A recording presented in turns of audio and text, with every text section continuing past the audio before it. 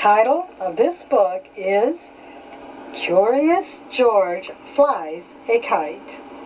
It was written by Margret Rey and the pictures by H.A. Rey. This is George. He lives in the house of the man with the yellow hat. George is a little monkey, and all monkeys are curious.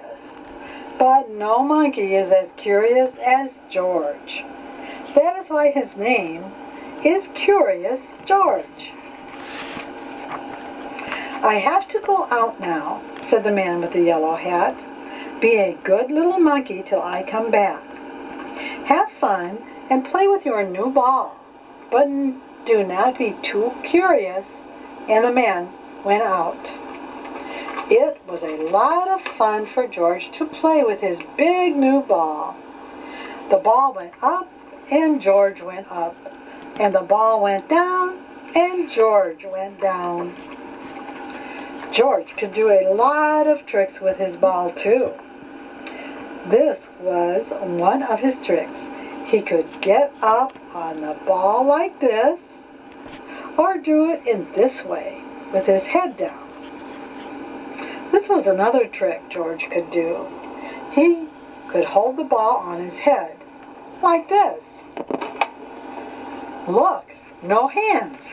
What a good trick. But where did the ball go?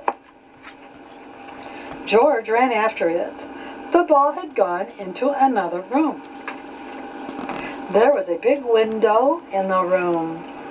George liked to look out of that window. He could see a lot from there. He let the ball go and looked out. George could see Bill on his bike and the lake with a boat on it. George could see a big house in a little garden and a little house in a big garden. The big house was the house where Bill lived. But who lived in the little house? George was curious. Who could live in a house that was so little? George had to find out. So he went to the big garden. The garden had a high wall, but not too high for a monkey. George got up on the wall. All he had to do now was jump down. So George jumped down into the big garden. Now he could take a good look at the little house. And what did he see? A big white bunny and a lot of little bunnies. George looked and looked and looked. Bunnies were something new to him. How funny they were! The big bunny was the mother bunny. She was as big as George, but the little bunnies were so little that George could hold one of them in his hand, and that is what he wanted to do. How could he get a bunny out of the house? A house must have a door to get in and to get out. But where was the door to the bunny house? Oh, there it was. George put his hand in and took out a baby bunny. What fun it was to hold a baby bunny. And the bunny did not mind. It sat in his hand, one ear up and one ear down, and looked at George, and George looked back at it. Now he and the bunny could play in the garden. They could play a game. They could play Get the Bunny. George would let the bunny hop away, and then he would run after it and get it back. George put the bunny down. Then he looked away. 1, 2, run! The bunny was off like a shot. George did not look. Now he had to wait a little. 1, 2, 3, 4. He waited. Then George looked up. Where was the bunny? He could not see it. Where was it? Where had it gone? George looked for it here and he looked for it there. He could not find it. Where was the bunny? It could not get out of the garden. It could not get up the wall, the way George could. It could not fly away. It had to be here, but it was not. The bunny was gone, and all the fun was gone too.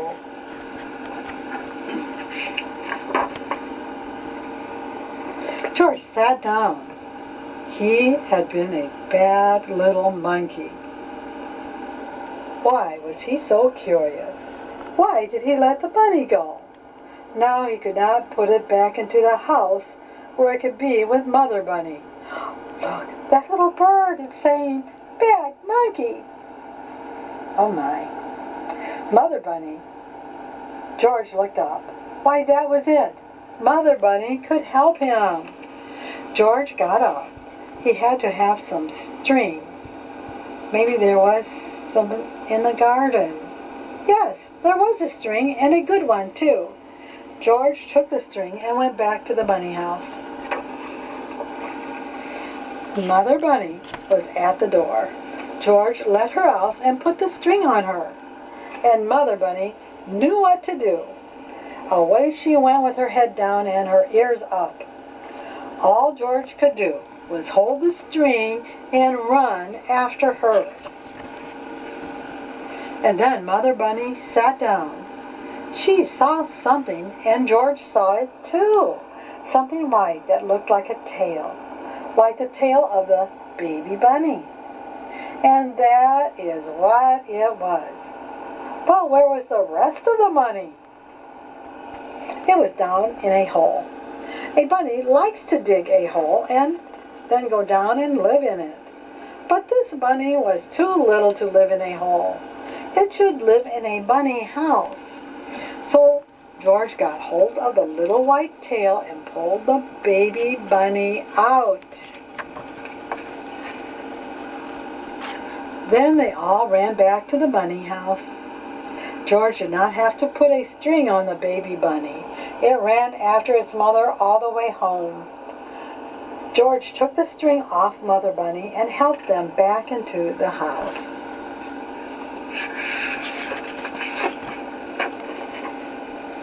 Then Mother Bunny and all the little ones lay down to sleep.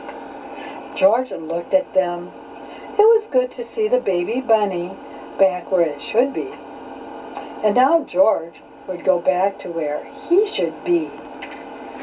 When he came to the wall, he could see something funny in back of it. George got up on the wall to find out what it was. He saw a long string on a long stick. A fat man had the long stick in his hand. What could the man do with a stick that long? George was curious. The fat man was on his way to the lake, and soon George was on his way to the lake too. The man took a hook out of his box, put it on a string, and then put something on the hook. Then the man let the string down into the water and waited. Now George knew the string on the stick was to fish with. When the man pulled the string out of the water, there was a big fish on the hook. George saw the man pull one fish after another out of the lake till he had all the fish he wanted. What fun it must be to fish! George wanted to fish too. He had his string. All he needed was a stick, and he knew where to get that. George ran home as fast as he could. In the kitchen, he took the mop off the kitchen wall. The mop would make a good stick. Now George had the string and the stick. He was all set to fish. Where was he? Not yet. George had to have a hook, and on the hook something that the fish liked to eat.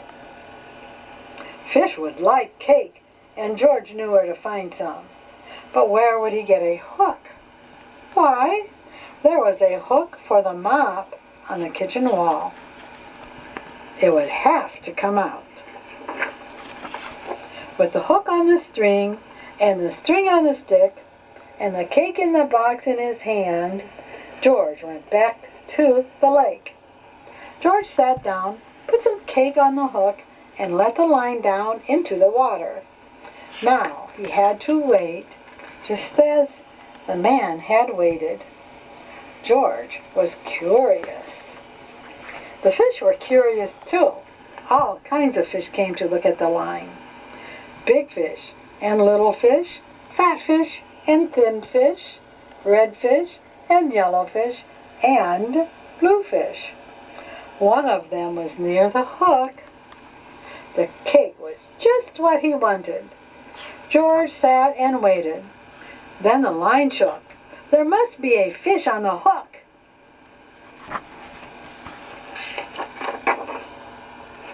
George pulled the line up. The cake was gone, but no fish was on the hook. Too bad. George put more cake on the hook. Maybe this time he would get a fish. But no, the fish just took the cake off the hook and went away. Well, if George could not get the fish would not get the cake. George would eat it. He liked cake too. He would find another way to get a fish. George looked into the water. That big red one there with the long tail. It was so near. Maybe he could get it with his hands. George got down as low as he could and put out his hand. Splash! Into the water he went. The water was cold and wet, and George was cold and wet too. This was no fun at all. When he came out of the water, Bill was there with his kite. "My, you are wet," Bill said. "I saw you fall in, so I came to help you get out. Too bad you did not get a fish. But it is good the fish did not get you. Now, I can show you how high my kite can fly," Bill went on. Bill put his bike up near a tree, and then they ran off. There was a lot of wind that day, and that was just what they needed. The wind took the kite up fast. George was too little to hold it in this wind. A kite that big could fly away with him, so Bill had to hold it. George saw the kite go up and up and up. What fun it was to fly a kite.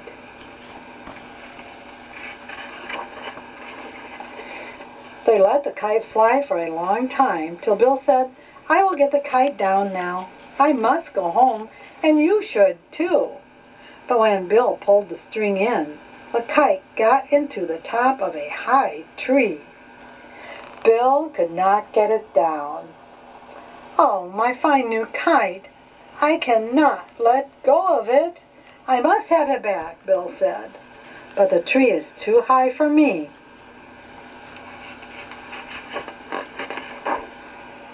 But no tree was too high for George. He went up to the top in no time. Then, little by little, he got the string out of the tree. Down he came with the kite and gave it back to Bill. "Thank you, George. Thanks a lot," Bill said. "I am so happy to have the kite back. Now you may have a ride home on my bike. I will run back to the lake and get it. You wait here for me with the kite, but do not let it fly away." George looked at the kite. Then he took the string in his hand. He knew he could not fly the kite in this wind, but maybe he could let it go up just a little bit. George was curious. He let the string go a little, then a little more, then a little more, then a little more. When Bill came back, there was no kite, and there was no George. "George," he called, "where are you?" Then he looked up. There they were, way up in the sky. Bill had to get help fast. he would go get the man with the yellow hat. The man would know what to do. "George is not here," said the man with the yellow hat when Bill came. "Have you seen him?" "George and my kite are up in the sky, near the lake," Bill shouted. "I came too," but the man did not wait to hear any more. He ran to his car and jumped in. "I will get him back," he said. "I must get George back."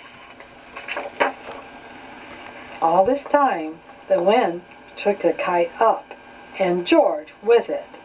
It was fun to fly about in the sky, but when George looked down, the fun was gone.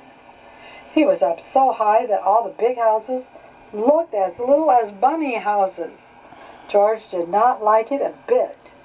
He wanted to get down. But how? Not even a monkey can jump from the sky. George was scared. What if he never got back? Maybe he would fly on and on and on. Oh, he would never, never be so curious again. If just this one time he could find a way to get home.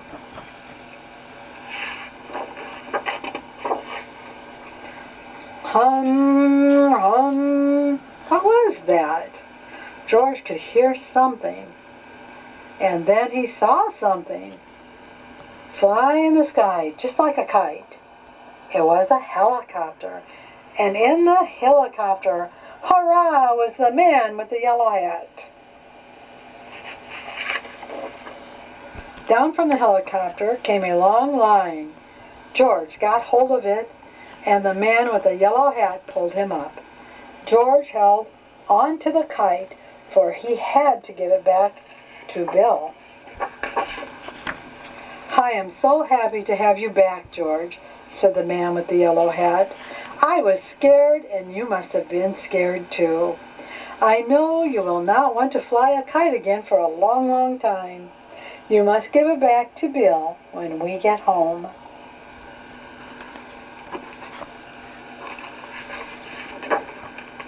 "Hurrah!" Bill shouted when George came to give him the kite. "George is back, and my kite is back too."